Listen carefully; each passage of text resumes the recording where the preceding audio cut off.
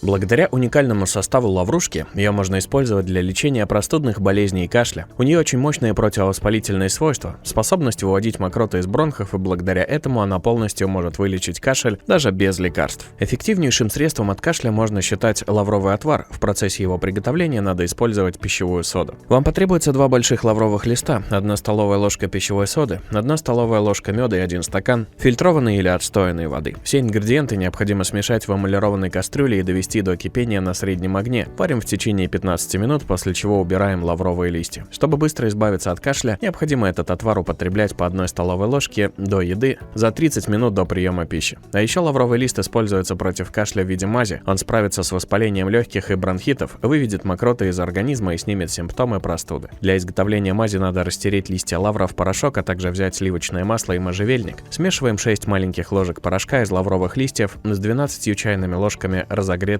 сливочного масла и добавляем чайную ложку измельченных игл можжевельника. Все тщательно перемешиваем, остужаем и ставим на ночь в холодильник. Готовую мазь наносят на грудь и выдерживают не более 3 часов, а спустя это время мазь нужно смыть теплой водой из крана и протереть кожу.